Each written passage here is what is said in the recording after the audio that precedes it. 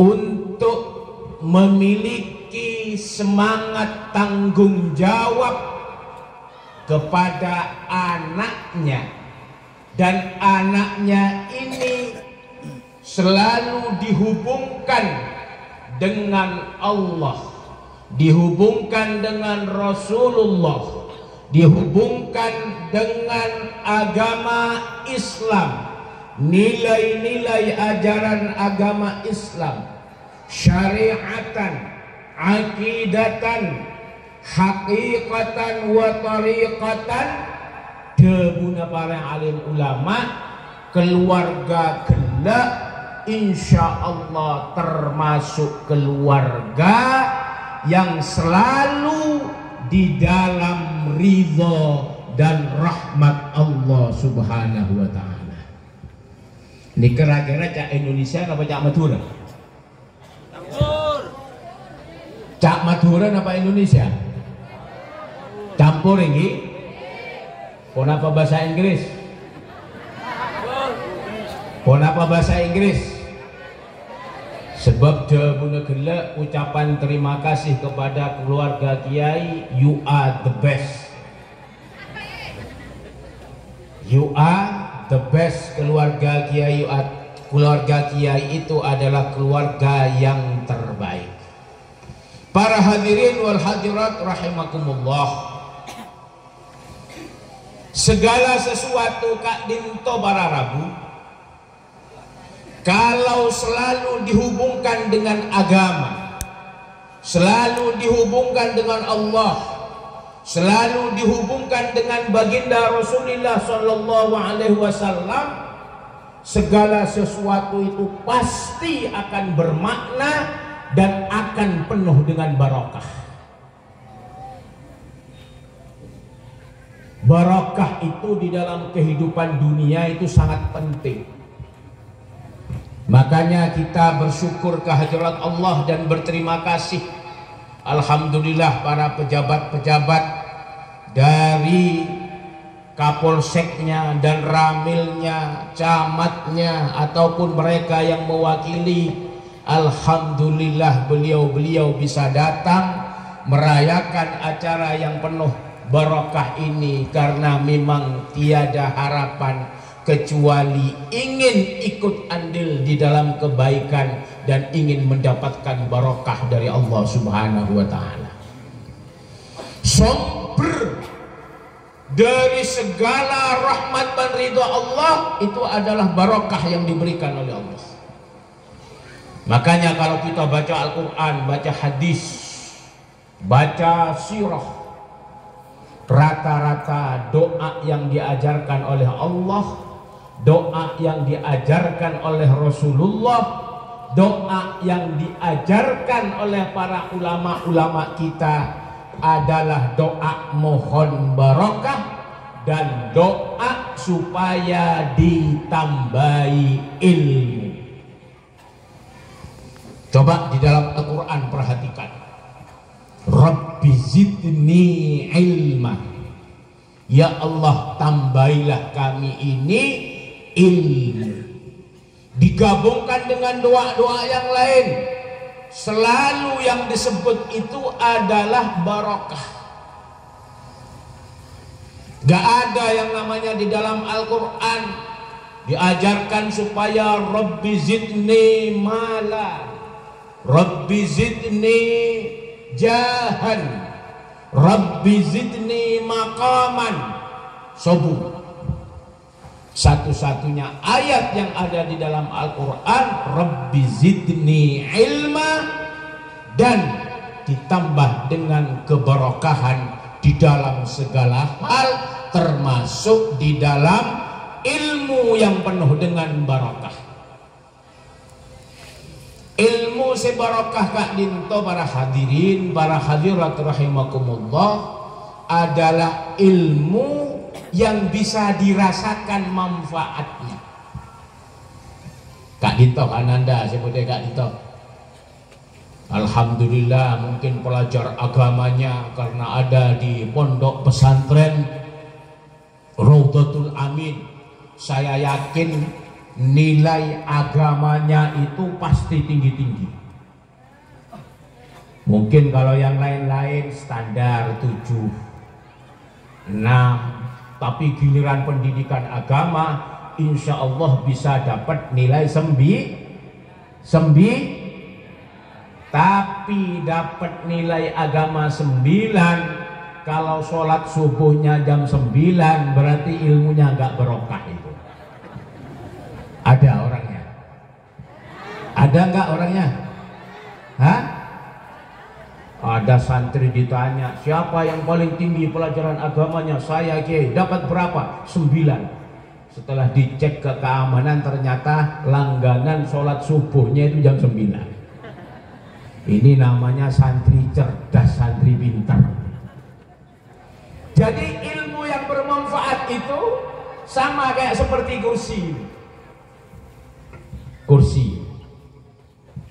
Kursi ini sudahlah bagus dan alhamdulillah manfaat. Manfaatnya apa? Untuk diduduki. Dan kursi ini nambah barokah karena yang menduduki itu adalah orang-orang yang selalu diberi barokah oleh Allah.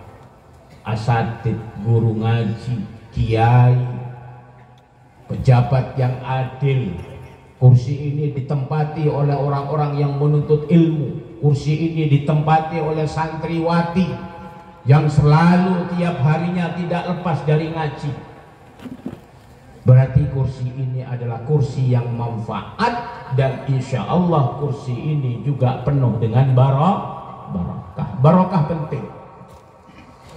Contoh yang paling gampang, embian oneng kasihnya mana Baitullah Ka'bah Al-Musyarrafah. Ibu-ibu tahu kepada Ka'bah, bentuknya Ka'bah, faham? Bapak-bapak faham? Kira-kira bangunan Ka'bah itu ukurannya berapa? Hanya segi 4. Sederhana. Tak usah ajar arsitek, tidak usah belajar insinyur. Saya saja yang goblok, insya Allah kalau suruh bangun persis kayak Ka'bah, insya Allah saya bisa. Karena saking gampangnya dan sederhana. Tapi kenapa Ka'bah itu menjadi bangunan yang paling barokah? Mubarakan. Kenapa? Sampai-sampai orang yang mau datang ke sana untuk ibadah haji itu sampai jutaan. Tahun-tahun kemarin sebelum pandemi, saya dikabari oleh teman saya bahwa Wizaratul Hajj wal Umrah, Badan Wakaf Arab Saudi, mengatakan bahwa sebelum pandemi yang namanya haji itu jumlahnya per tahun kira-kira antara 4 juta sampai 5 juta.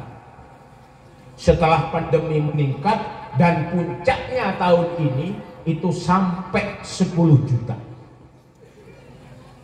Belum lagi yang umroh. Ribuan orang teromang datang umroh. Bahkan minimal majar ka angkuy umroh ka dintoh minimal semangken segemik juta otabe 30 juta. Berbondong-bondong ribuan kuntera oleh panggilan dari Allah ka angkuy atawaf nanang Makkah, atawaf di bangunan yang namanya Ka'bah yang paling barokah. Tidak ada bangunan yang lebih barokah daripada Ka'bah. Kenapa kok paling barokah Ka'bah? Nomor 1, desainernya itu adalah langsung Allah Subhanahu wa Ta'ala. Jadi langsung Allah gak ditose dadi insinyur. Bahwa Baitullah senyaman Ka'bah Musyarrafah tak usah wet-wet, cukup bangunan segi 4. Sederhana. Sedeti kepala tukangah Nabiullah wa Khalilullah Ibrahim alaihimussalam. Sedeti tukangah anak buah naga dintoh putrana tibi nyamana Nabi Isma. Inna Ibrahim kana ummatan qanitan lillah hanifa walam yakum minal musyrikin syakiran li an'umih ijtabahu wa hadahu ila siratim mustaqim. Haji gak dintoh, umrah tidak lepas dari rok buntek ingin menjadikan Nabiullah Ibrahim sebagai suri tauladan. Kualitas Nabi Ibrahim oleh Al-Quran disebut ummatan, sebagai satu umat, karena saking berkualitas. Nabi Ibrahim disebut sebagai Abul Anbiya karena Nabi Ibrahim dirinya selalu berhubungan dengan Allah, tidak pernah lepas dari perintah yang langsung oleh Allah Subhanahu wa ta'ala diperintahkan ke beliau. Nah coba bayangkan, Ka'bah hanya segi 4, tapi bangunan itu adalah bangunan yang paling barokah. Apa bak barokah? Polana bangunna, si abangun, insinyura, tokanga, nyampung ke Allah Subhanahu wa ta'ala. Mila dari Kak Dinto, para rabu, para hadirin wal hadirat, para bapak, para ibu, berbahagialah sampean.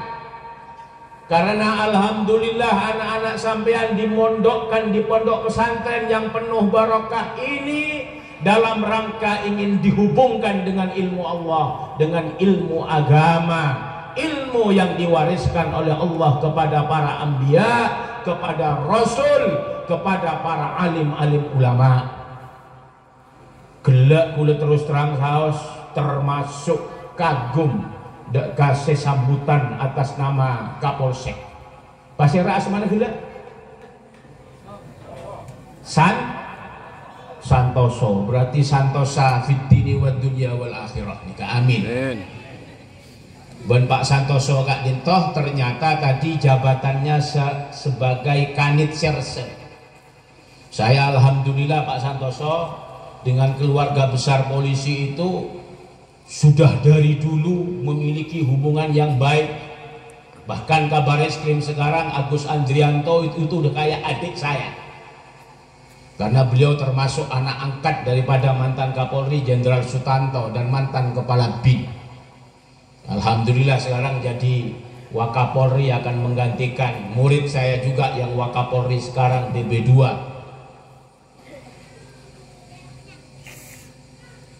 Sampai-sampai tadi kesaksian dari beliau merasa iba, merasa jabatnya sombong mana-mana kun gara-gara itegor ben anak polana tak abejeng tak aso masalah.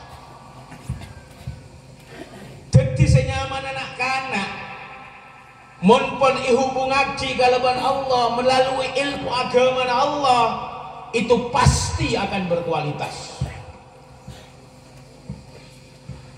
Ajunan saja para rabu, bapak-bapak, ibu-ibu mungkin selalu mendengarkan ceramah-ceramah, ulasan-ulasan bagaimana pentingnya ilmu, bagaimana pentingnya ilmu pengetahuan. Tapi ketahuilah bahwa seluruh ilmu pengetahuan itu adalah ilmunya Allah. Tapi semua itu akan menjadi tidak berarti nilainya nol kalau tidak ada ilmu yang betul-betul milik Allah, yaitu ilmu agama. Sehingga dengan ilmu agama itu orang bisa mengaji Al-Quran, orang bisa ngerti syariat, orang bisa sholat, orang bisa wudhu yang benar. Ini adalah nilainya satu. Tanpa ilmu agama seluruh ilmu nol betul, nol sobung artena. Jadi tekaan nol banyak, tapi mun sobung angka situng ada regana. tapi ilmu ekonomi, ilmu politik, ilmu sosial, ilmu vulkanologi, ilmu kenapa boleh macam-macam, semuanya itu kalau didasari dengan ilmu agama yang nilainya satu, insya Allah akan memiliki nilai 10, 100, 1000, bahkan jutaan dan puluhan juta. Inilah pentingnya ilmu agama. Kau tak terus lanjut. Kun terus beri contoh sebunyi. Poron diberi contoh. Poron diberi contoh. Napa boleh nikah khusus keangkui ibu-ibu? Khusus keangkui ibu-ibu. Suatu saat baginda Rasulullah Shallallahu Alaihi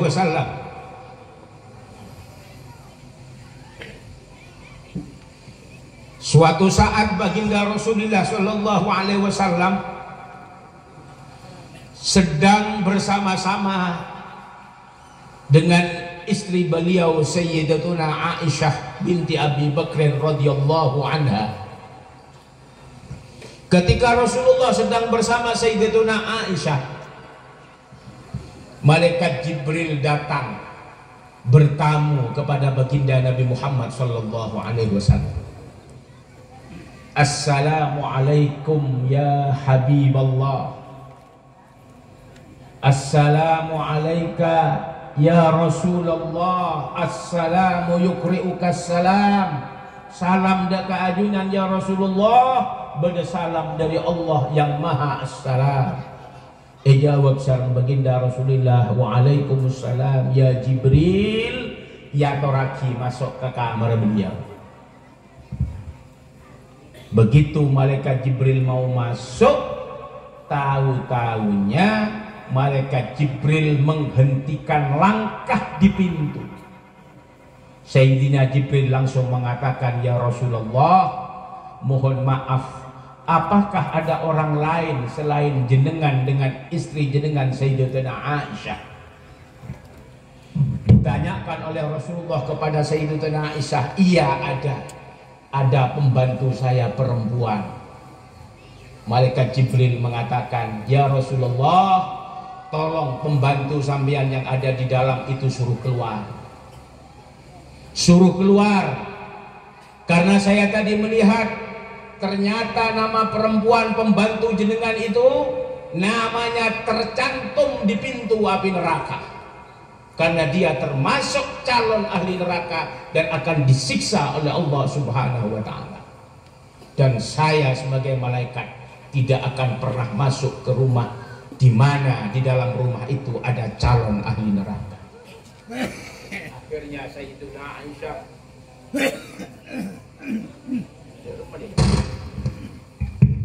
ya Allah, seorang itu udah jadi goblok mun masalah mik-mik.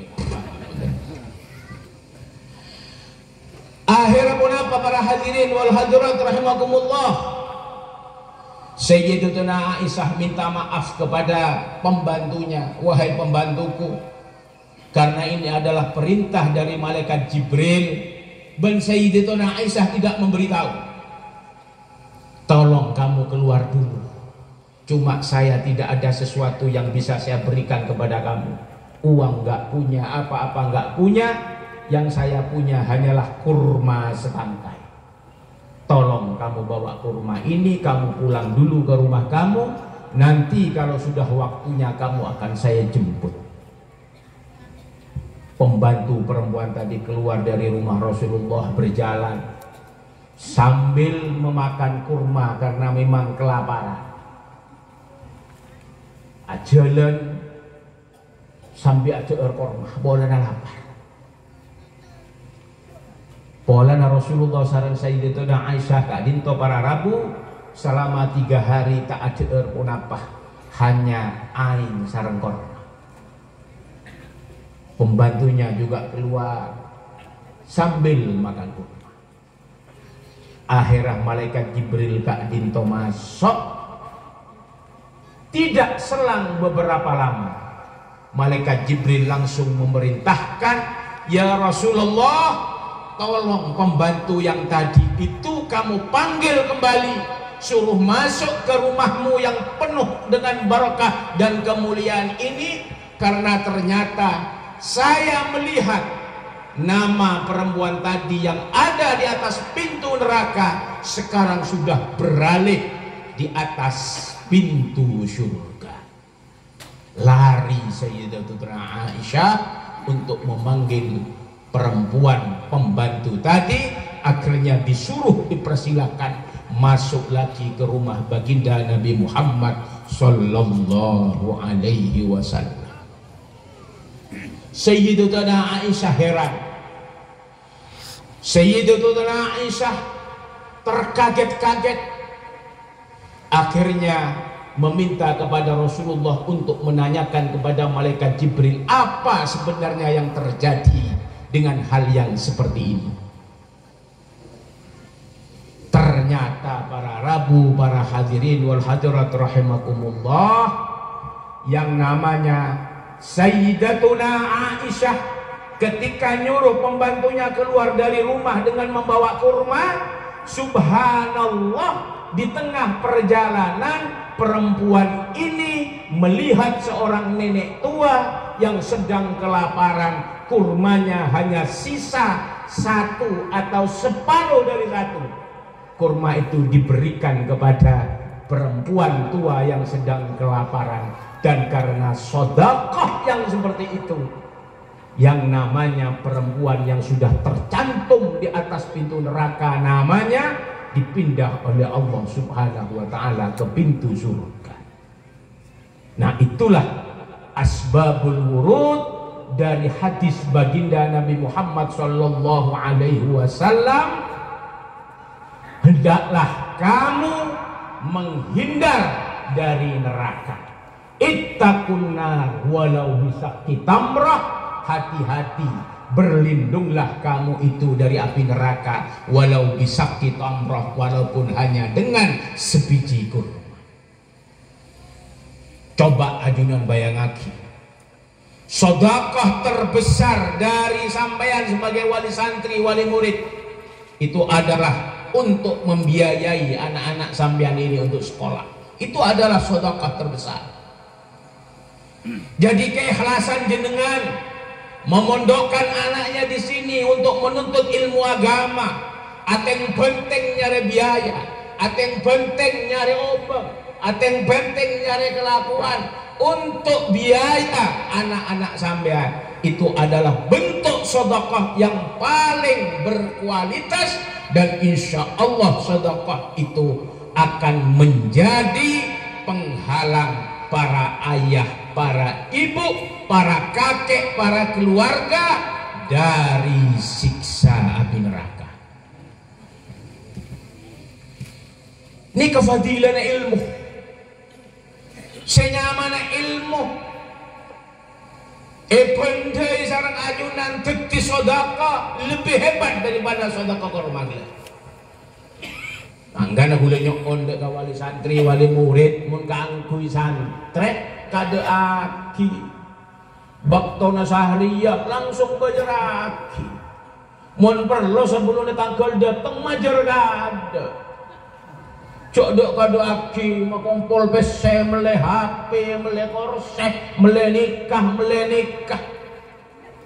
Sebab nikah termasuk tirakat ajunan kaangkui mapenter anak, ngubungaki dek ka ilmu agama, ngubungaki dek ka ilmu na Allah, ilmu na Rasulullah sallallahu alaihi wasallam. Bade cerita boleh nikah kaangkui ibu-ibu ya. Gula beri contoh kaangkui ibu-ibu, mulai yang laki semakin nikah rata-rata takut ke bini nah. Rata-rata orang laki takut ke bini nah. Mau kompol pesen pun ikan niat kaangkui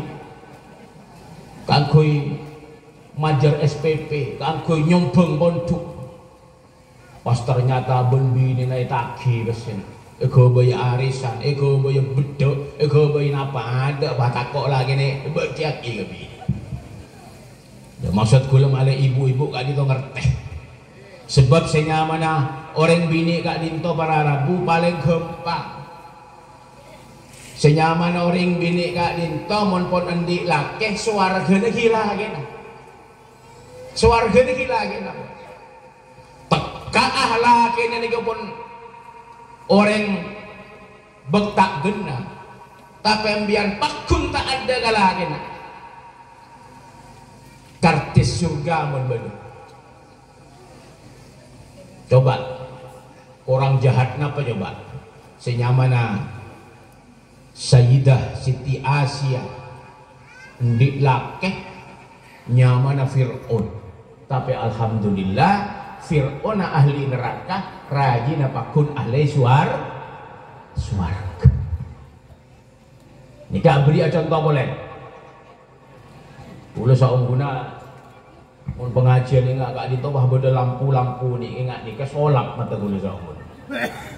Nih pantas akak kui nak kan ada pengudet tenggel. Mun gak kui kiai saya pun tua ingat gula ompong nih tak pantas. Nikah situng contoh boleh lagi.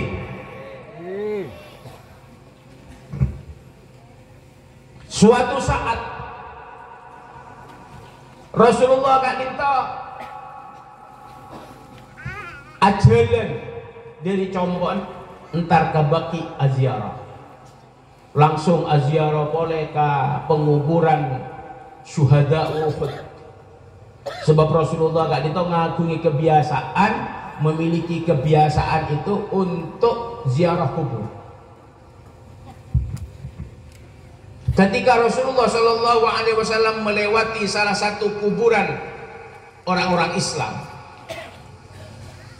tahu-tahunya Rasulullah bersabda kepada para sahabat-sahabat, wahai sahabatku, ayo kita doakan kuburan yang ada di sebelah sana, karena ternyata ahli kubur yang ada di dalam situ adalah seorang laki-laki yang sedang diazab di dalam kubur.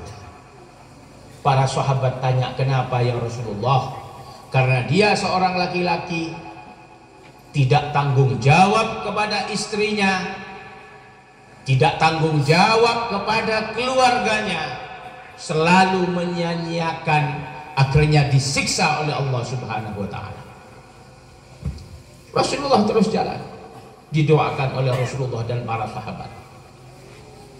Beberapa lama kemudian Rasulullah Shallallahu Alaihi Wasallam berjalan lagi, mungkin beberapa hari.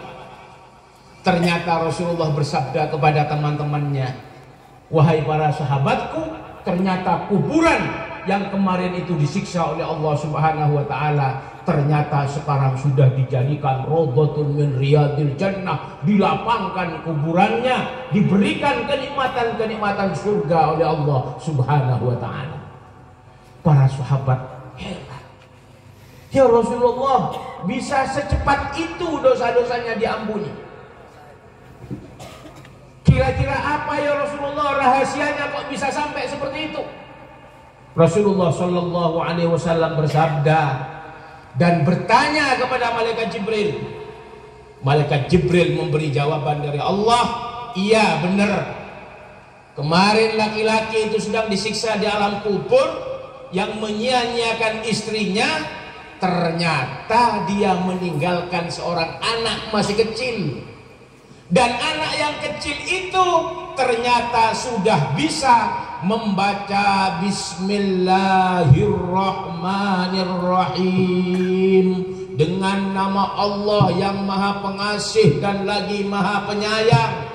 Begitu Allah mendengar bacaan dari anaknya tadi hanya kalimat Bismillahirrahmanirrahim, Allah langsung berfirman, hentikan siksaan itu kepada orang tua, kepada bapaknya anak yang bisa baca Bismillahirrahmanirrahim. Ditanya oleh malaikat, kenapa ya Allah kok harus dihentikan? Padahal dia adalah hambamu yang penuh maksiat, menyia-nyiakan istrinya. dijawab oleh Allah Subhanahu wa taala. Anaknya yang kecil tadi bisa membaca bismillahirrahmanirrahim, berdoa kepadaku dengan namaku. Dia menyebut bahwa saya ini adalah orang maha pengasih, maha penyayang. Bagaimana aku tidak malu?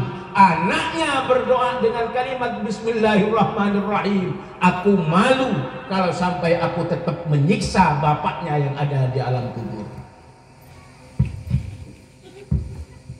Seksa alam kubur. Mereng ngaji anak bismillahirrahmanirrahim. Allah todus menros terusan nyiksa apaan? Pola na pun apa? Pola na duaan anak. Kun maca bismillahirrahmanirrahim. Coba tak mulja ada remajunan para bapak, para ibu. Ngagungi putra akadnya kak dinto benih gun maca bismillah, bisa ngaji, bisa ibadah dari Allah Subhanahu wa taala. Ini nikmat yang sangat besar, nikmat yang sangat luar biasa.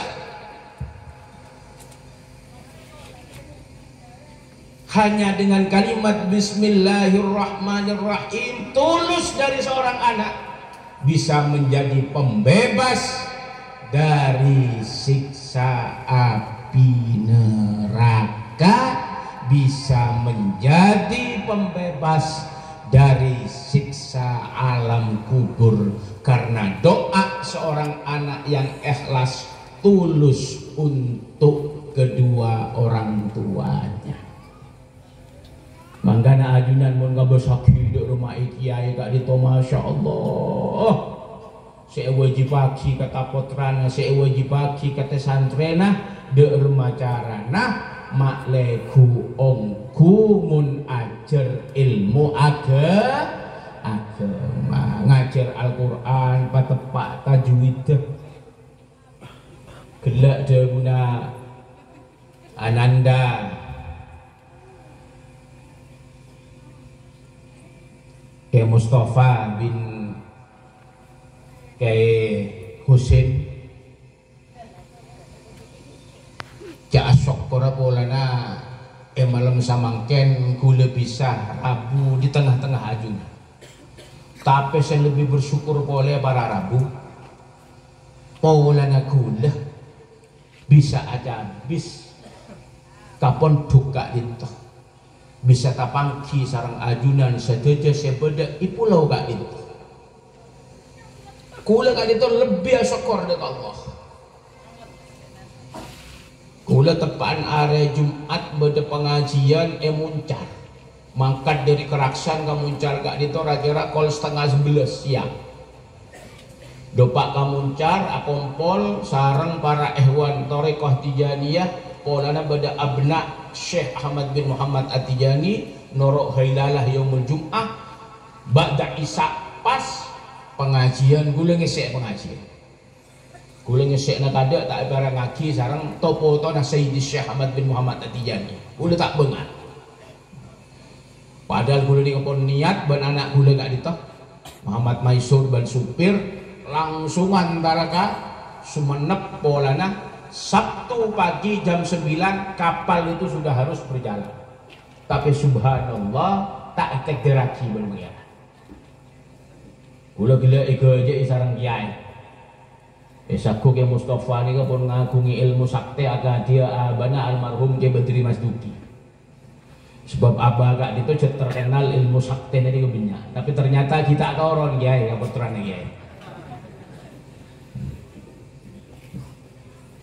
Akhirnya itu ndak dan alhamdulillah malam samangken kula bisa datang bahkan kula sertai sareng bini kula gak dito putri dari almarhum Kiai Maftuh Said Al-Hafid.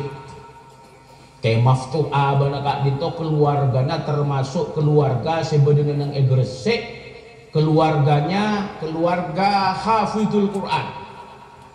Kayak Said kak dito ngagungi putra kayak Maftuh abane bini gula setretanan rakira 11 napa 12 laki bini saja hafal Quran Bini gula nikah hafal Quran umur 11 tahun. Alhamdulillah bisa norok kakak dintok. Abekela almarhum abana ke maftuh, pola ni ke maftuh jebuni kiai cerita na Nanda Mustafa gelak tero de tengah ke pulau kangian dah. Maksud gula apa-apa, gula mak jangan aja datang kakak dintok.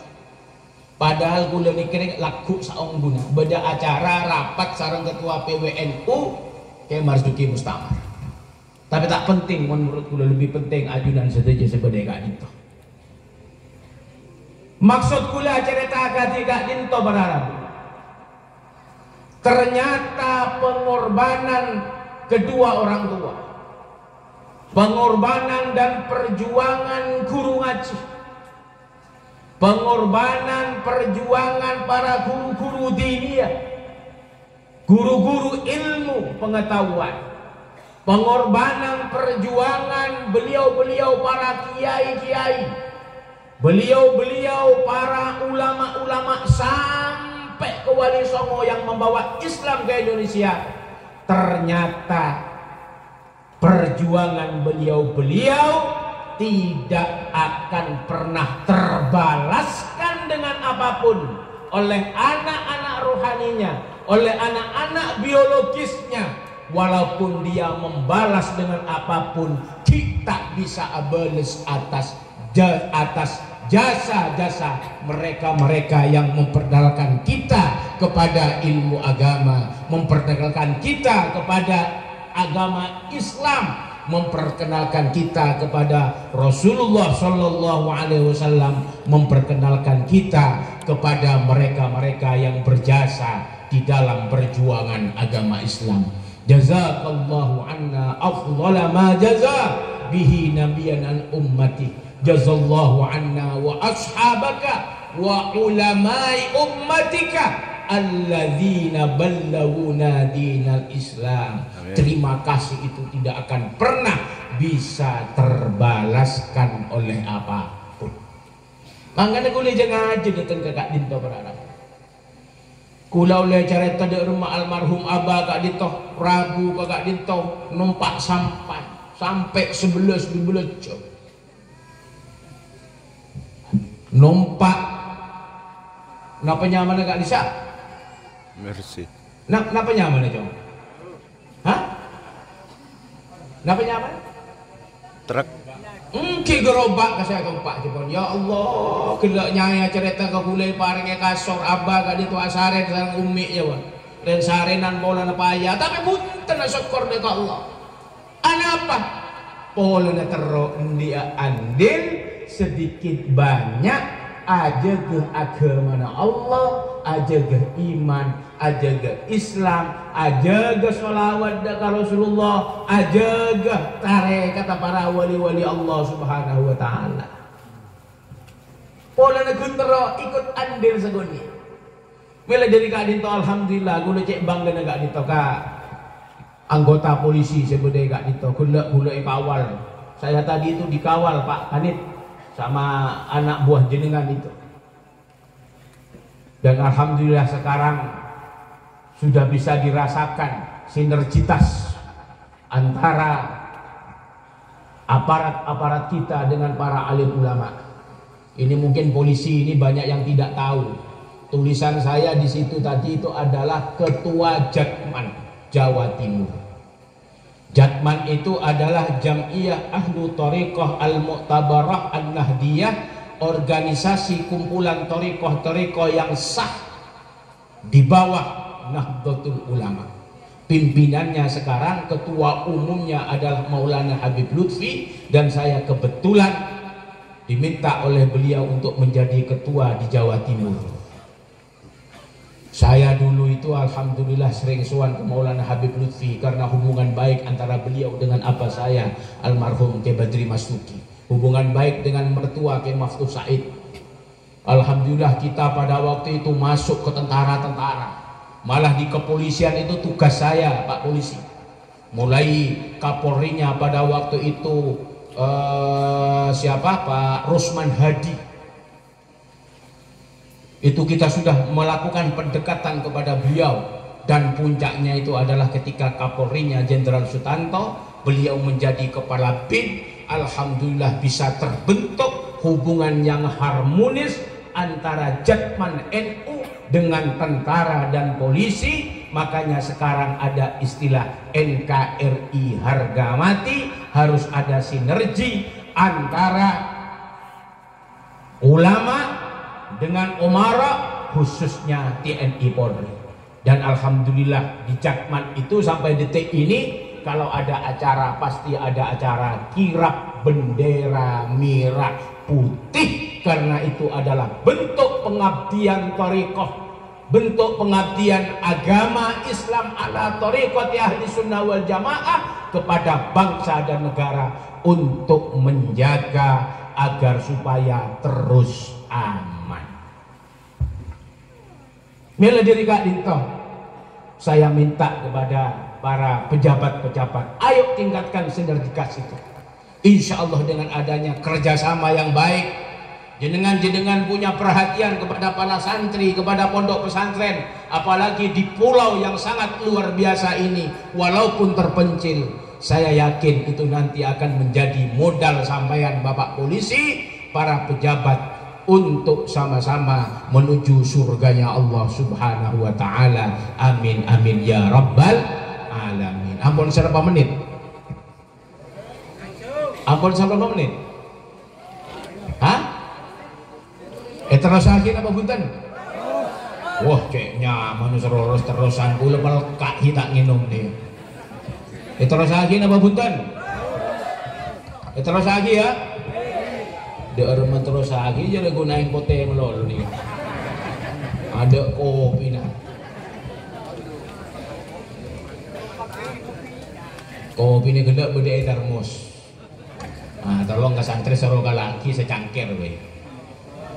Nah, deki salah satu acara guru pengopian sareng anggota polisi sambil arokokan diki. Alhamdulillah.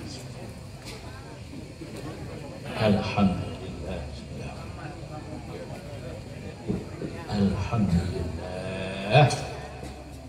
Para hadirin wal hadirat rahimakumullah. Sampai kemana tadi nak? Kiai nerangkan nggak lupa dia. Hah? Sampai di mana nak? Ayo jawab sampai mana? Ayo, santri putri sampai mana? Hah? Sampai mana? Sampai kopi. Alhamdulillah. Allahumma salli ala Sayyidina Muhammad.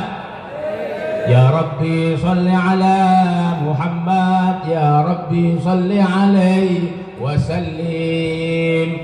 Ya Rabbi salli ala Muhammad.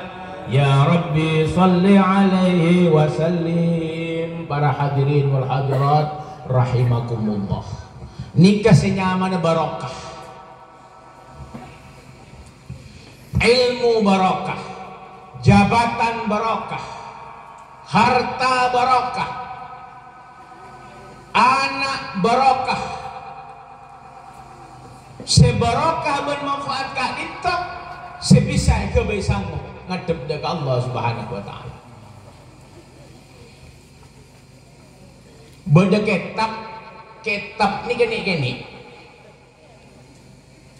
tapi seluruh pondok pesantren pasti mun ngaji napa boleh pas ilmu nahu pasti kitab ni saya baca nyaman kitab Jurmiyah Indonesia, ulu pengajian ke Malaysia, ke Kelantan, pengajian ke Thailand, kula uning pengajian semirip-mirip akademik dito ka Nusa Tenggara Timur. Saya memberi pengajian itu di kampung orang Islam kira-kira ada berapa ribu hektar, dan ternyata saya beri tanah Kak Disa ternyata Raja Kristen. Kula pengajian boleh ke NTB Nusa Tenggara Barat. Habis itu meloncat ke Pulau Bima. Nah Bima Kak dito mirip-mirip akademik Kak dito. Jalan dari Bima kota sampai ke ujung Kabupaten Dompu, banyak sapi ben bedus agelejer di tengah jalan. Artinya pun apa? Bedus ben sapi merasa aman. Saya keliling, ternyata lembaga-lembaga pesantren yang dipelajari dalam ilmu nahwu itu adalah ilmu nahwunya pakai kitab Jurmiyah. Bada kitab sebarokah nyamana Sulam Safina. Kita beli ini tepes. Tapi pola barokah dopak kaman-kaman. Bada metode minhaj yang penuh dengan barokah. Dakwah minhaj yang penuh dengan barokah. Siapa? Para wali songo. Wali songo datang ke Indonesia nyebaraki agama Islam tanpa pertempuhan darah, tanpa cai raja-raja Hindu Brawijaya pada waktu itu, tanpa peperangan bahkan perselisihan yang mungkin kalaupun toh ada sedikit, itu pun bukan karena dakwahnya Wali Songo. Dakwah dengan yang penuh kesantunan, rahmatan lil alamin, karena dakwahnya beliau itu barakah. Alhamdulillah Indonesia dari ujung timur sampai ujung barat mayoritas akhirnya menjadi orang Islam. Jadi ke dakwah barakah. Pada bentuk barakah. Termasuk bentuk kak itu. Kula terus terang saos mun ngabesaki pon tukak dito perjalanannya seperti itu, kisok masuk akak dia kak desa, ternyata santri banyak. Ini menunjukkan bahwa pondok pesantren pengajarnya dan santrinya itu adalah orang yang diberi barokah oleh Allah Subhanahu wa taala. Amin. Amin. Jadi ketanti-tanti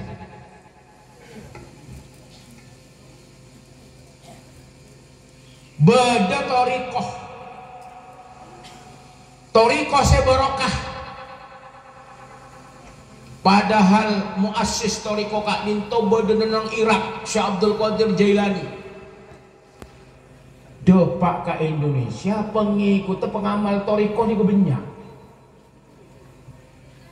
sampai-sampai dalam zaman nikah torikoh yang muktabarah nang Indonesia yang diakui keabsahannya di tingkat pusat itu kira-kira ada sekitar 47 torikoh. Dan 47 torikoh itu semuanya ada pengikutnya.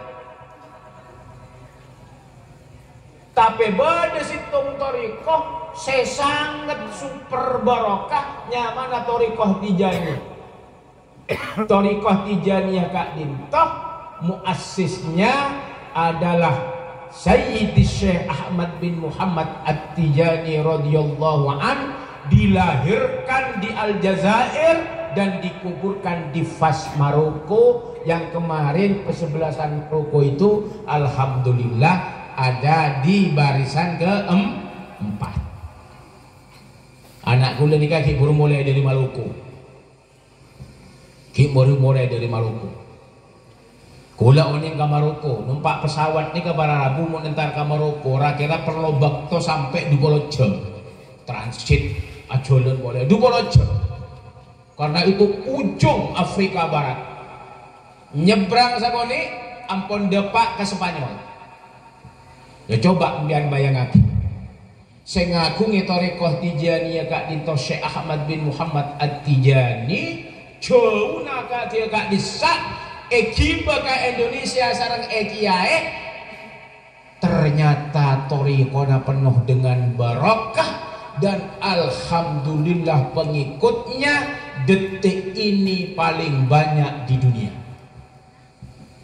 Kula ngagungi kancah tapi sekaligus murid dari Jakarta, beri pada tugas menemani istrinya dari sebuah perusahaan ke Jepang. Ternyata di Jepang itu juga beliau kumpul dengan orang-orang ikhwan tarekat Tijani, wadifah dan hailalah bersama. Di Eropa juga begitu. Dan ini kesenyaman torikoh yang penuh dengan barokah. Anapa kula mak nyinggung tariqah para rabu, para hadirin wal hadirat. Nika insyaallah saya terakhir. Insyaallah saya terakhir ini. Ajunan merah. Merah napa punten? Enten bolan sombong suara kudu takok bener orang napa punten. Mau bolan kudu ngapa sakit mulai gendok menghadap suara sekali. Kenapa? Mak sombong suara na apa asare, na paging paleman kudu ta oneng bolan solap. Kula nikah cerita tariqah. Pola na senyaman na ajaran agama Islam kak dinto para rabu sesuai yang pernah talaki langsung antara Rasulullah dengan malaikat Jibril yang diajarkan di dalam ajaran agama Islam yang paripurna adalah iman, Islam, wal ihsan. Syariat, tarekat, hakikat. Syariat penting, tapi syariat harus dibarengi dengan tariqah biar kita sampai kepada hakikat. Parena pengertian sepaling gampang. Parena pengertian sepaling gampang. Jadi kamu iki. Sebab tuh bahasa kiai kak itu bareng saya melarat. Kok tuh gampang? Mun selain kiai, bareng saya gampang, melarat. Termasuk profesor doktor nih kak, dok rumah cara bareng gampang, jadi melarat. Mun kiai bunten, bareng melarat, jadi gampang.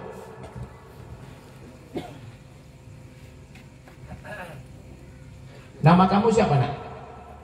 Nama kamu siapa? Hah? Siapa? Hadi Aldi kelas. Contoh Ananda Aldi. Ananda Aldi ini ketika proses di pondok pesantren awal-awal, contoh ini walaupun tidak kejadian,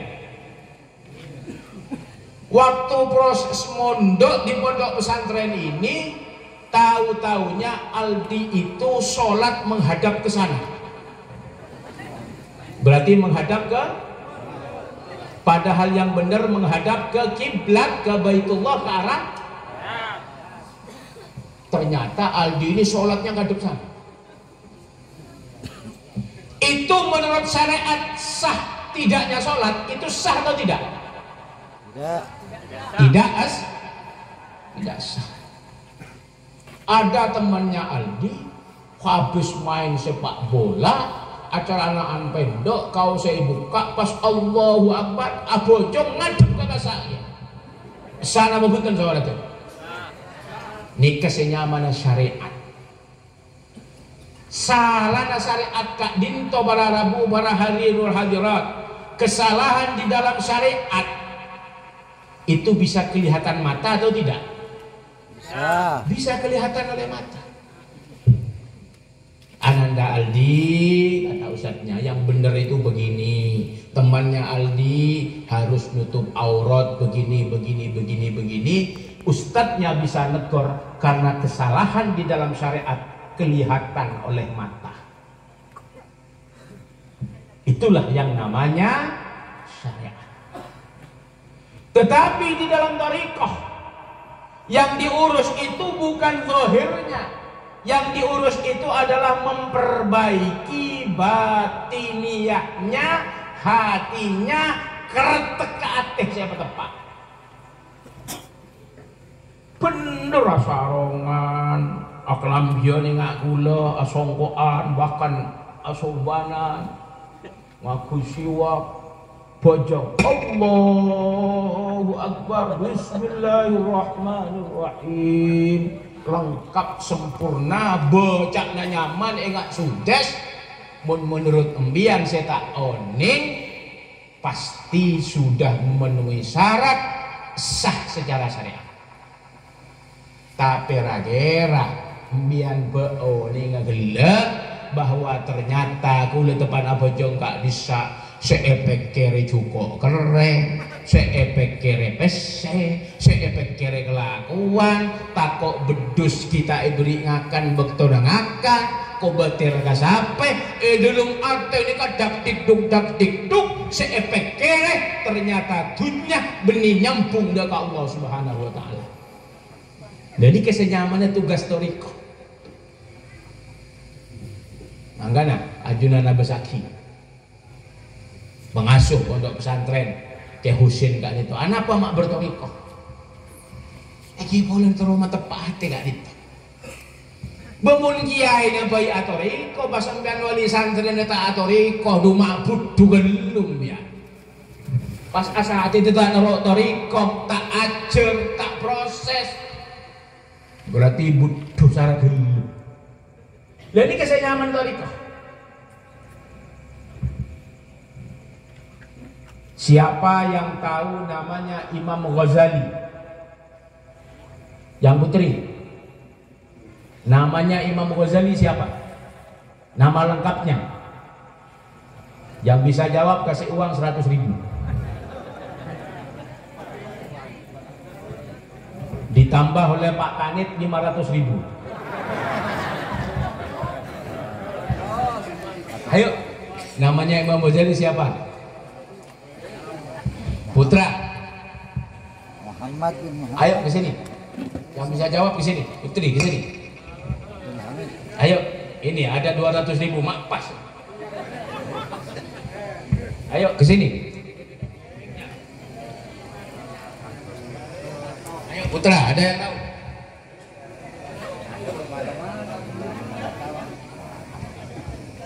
Nyerah 1, 2, 3, 4, 5 tutup.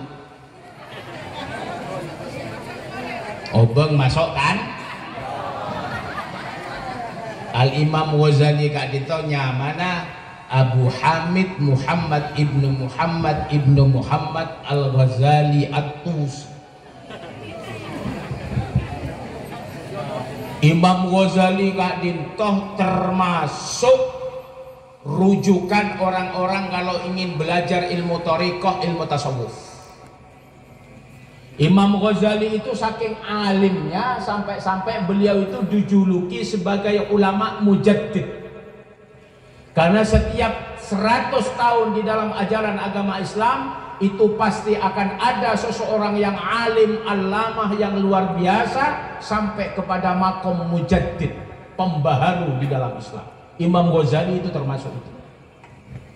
Imam Ghazali itu beliau menguasai ilmu usul fiqh, punya kitab, menguasai ilmu fikih, menguasai ilmu filsafat, bukan hanya menguasai, di debat seluruh ahli filsafat semuanya kalah. Ilmu hukum ketatanegaraan beliau juga menguasai, sampai puluhan bidang ilmu beliau itu semua kuasai dan tidak ada yang bisa menandingi beliau dalam bidang keagamaan. Suatu saat Imam Ghazali itu sholat menjadi imam.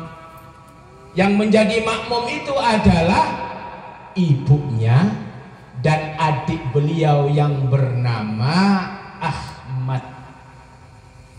Karena saudaranya cuma satu Ahmad.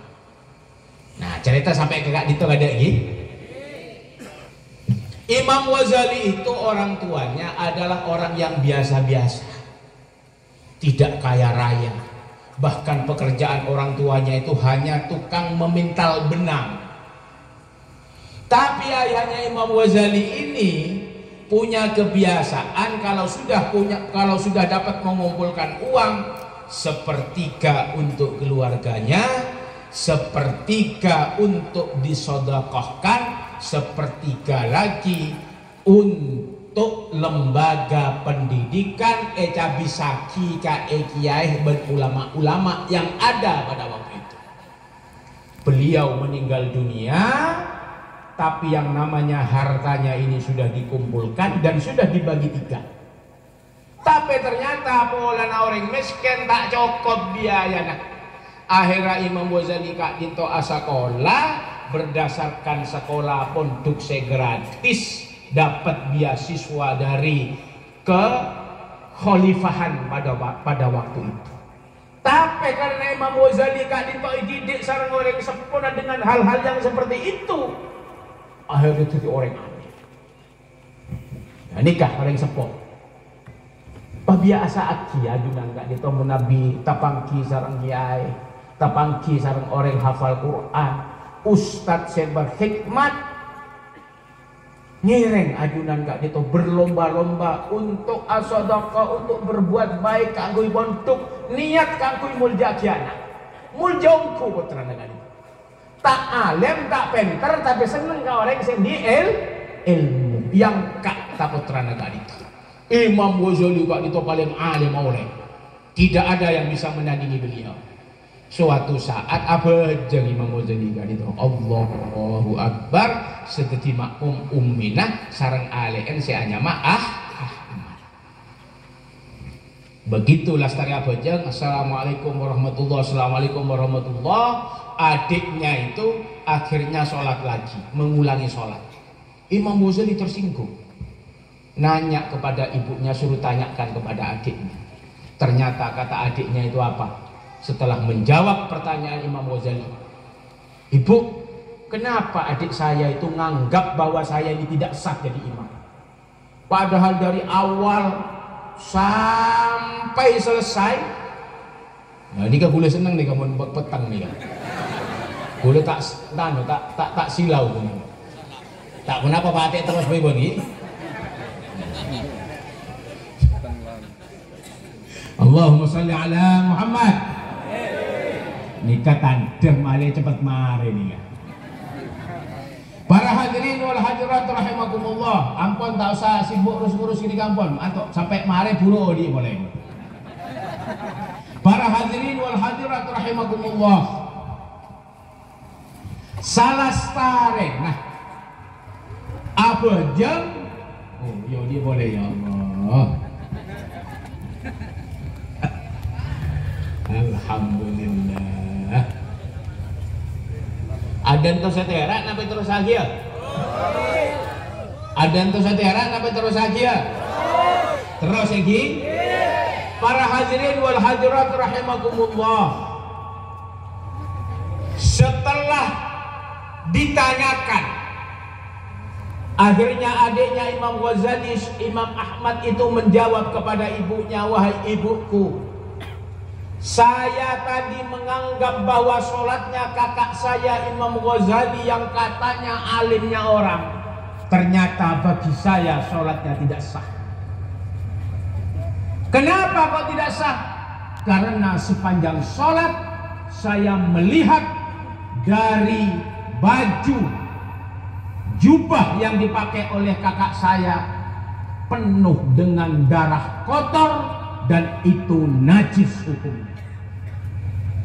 Imam Ghazali langsung merasa tersinggung, wahai adikku, ini jubah yang saya pakai, jubah masih bersih, baru dicuci, harum. Kok bisa-bisanya kamu mengatakan bahwa jubah saya itu najis karena penuh dengan darah merah, dengan darah kotor, dengan darah najis? Ya jawab sareng alen, wahai Imam Ghazali, saya tadi melihat bahwa di dalam hati dan dalam pikiranmu, walaupun kamu sedang sholat, tapi ternyata otak dan hati kamu yang kamu pikir adalah darah kotornya wanita, yaitu darah haid. Tak kerjot Imam Ghazali. Akhirnya Imam Ghazali mengatakan, benar kamu dek, saya sedang mengarang kitab, sedang menerangkan tentang masalah kitab haid, dan itu sedang saya tulis belum selesai, dan itu ada di dalam pikiran saya waktu saya sholat tadi. Ternyata Imam Ghazali yang alimnya luar biasa, tapi mun dalam bab thariqah, dalam bab ateh, ternyata masih lebih tajaman adiknya yang tidak begitu terkenal kealiman. Semenjak itu akhirnya Imam Ghazali mengatakan, ilmu yang saya pelajari ini tidak ada artinya, tidak sempurna kalau saya belum beranjak dari ilmu syariat kepada ilmu hakikat, agar supaya ilmu syariat yang saya kuasai ini bisa dibersamai dengan ilmu thariqah dan akhirnya mencapai hakikat kepada Allah Subhanahu wa taala. Akhirnya ngocak lek mulai samangken tore kula ataraki ke guru nembian gamma kula terwaku. Semenjak itu akhirnya Imam Ghazali belajar kepada seorang syekh mursyid muqaddam, dididik ruhaniyahnya, batinnya. Akhirnya beliau menjadi ulama tasawuf yang sangat terkenal, dan akhirnya beliau mengarang kitab yang sangat fenomenal, adalah kitab Ihya Ulumuddin. Santri sini sudah baca, sudah belajar kitab Ihya belum?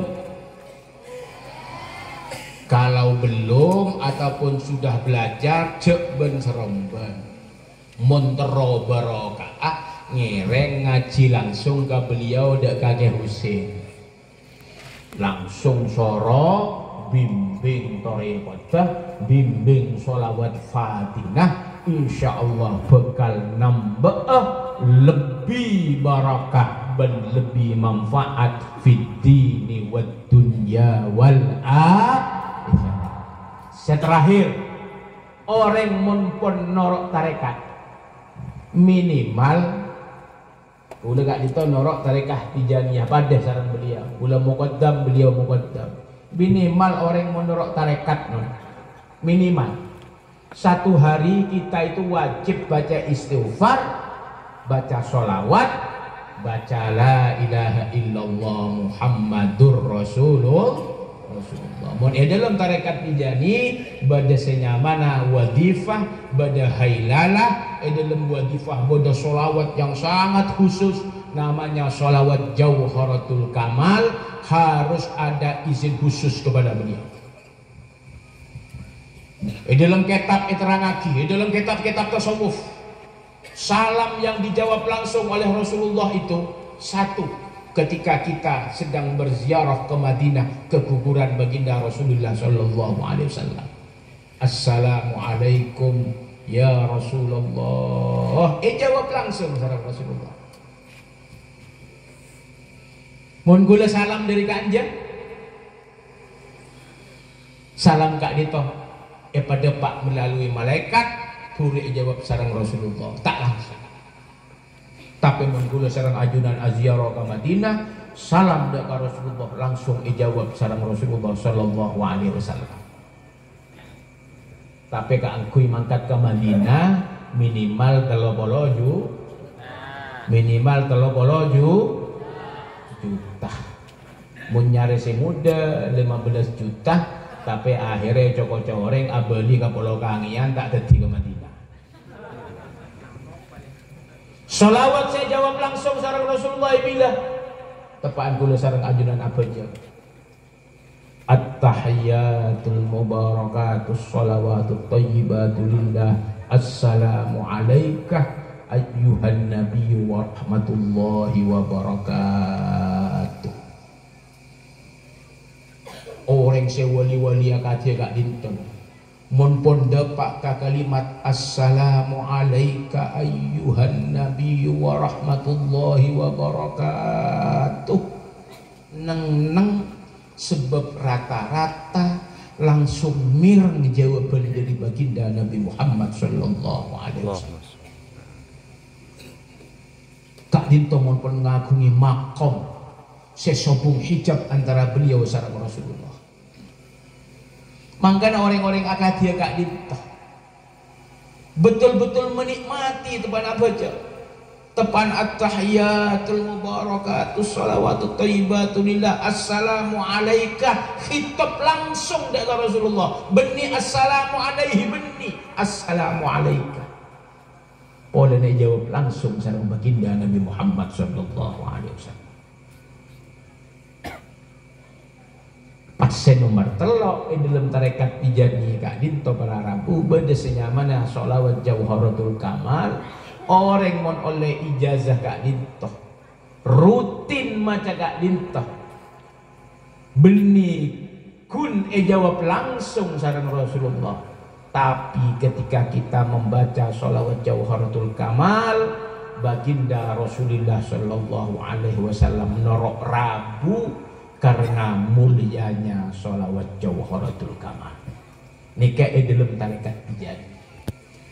Wallahu a'lam dalam tarekat lain kula tak patefah.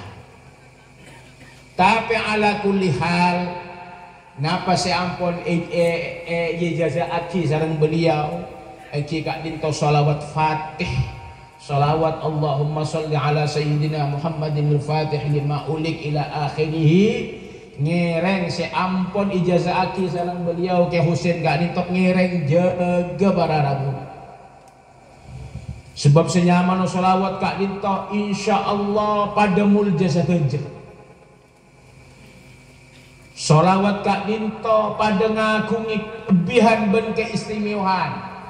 Tapi Nabi salawat Fatih paranya kelebihan dan keistimewaan luar biasa. Kak dinto hak prerogatif Allah sareng hak prerogatif Rasulullah sallallahu alaihi wasallam. Sebagai penutup, suatu saat Rasulullah setelah selesai habis kegiatan, beliau Rasulullah sangat capek. Biasanya begitu Rasulullah itu kecapean, beliau langsung melakukan pengobatan ala tibbun nabawi, yaitu melakukan al-hijamah alias bekam. Ada yang pernah bekam di sini?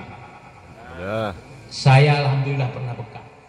Kalau saya yang bekam, itu yang dikeluarkan adalah kotor dan darah yang najis. Nah, Rasulullah Shallallahu Alaihi Wasallam suatu saat melakukan bekam. Bekam itu ditaruh di satu tempat oleh baginda Rasulullah Shallallahu Alaihi Wasallam, disimpan. Terus Rasulullah punya seorang pembantu, masih anak-anak, kinak-kanak, paling kelas telok SMP, kiburu akil balik, nyamanah Abdullah ibnu Zubair. Sahabat Abdullah ibnu Zubair senak-anak gak dintah bisa keluar masuk ke compoan Rasulullah sareng Sayyidatuna Aisyah, bisa keluar masuk ke compoan Rasulullah sareng Sayyidatuna Aisyah. Polana sahabat Abdullah gak dintah, potrana sahabat seanyama Abdullah seanyama Az-Zubair ibnul Awwam ngagungi rajik Sayyidah Asma, saudari kandung dari Aisyah. Jadi bisa keluar masuk. Dipanggil yang namanya Abdullah ibn Zubair. Ya gulam, cong, kedina cong. Arya ya dere hasil bekam engkau. Tolong darah ini kamu buang di tempat yang tidak seorang hamba bisa mengetahui kamu buang kemana. Ajalan sahabat Abdullah ibn Zubair, teka anak-anak rek kere tapi cerdas.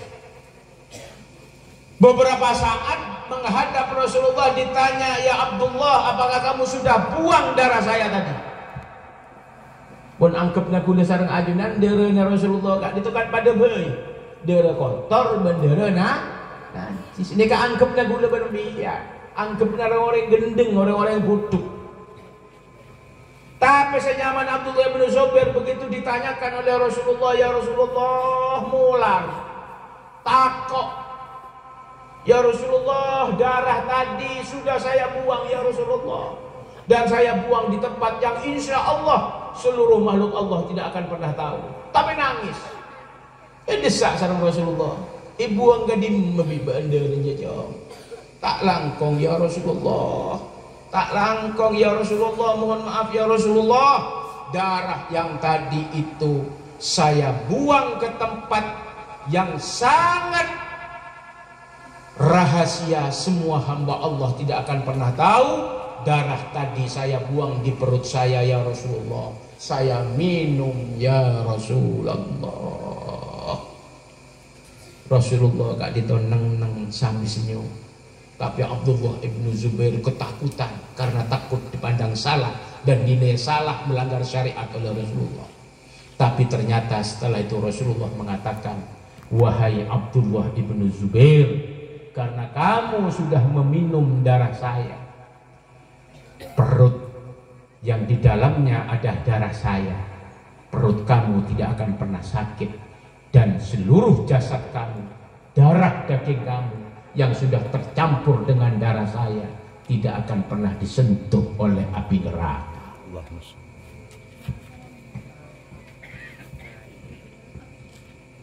Sahabat Abdullah ibnu Zubair yakin bahwa yang namanya darah baginda Rasulullah adalah darah yang suci, darah yang disucikan oleh Allah Subhanahu wa taala. Walana Rasulullah gak intah orang yang betul-betul dijaga, dimuliakan, sumber daripada rahmat yang membawa kunci surga. Kunci surga tidak akan pernah dibuka kecuali Rasulullah orang yang pertama kali membuka pintu surga.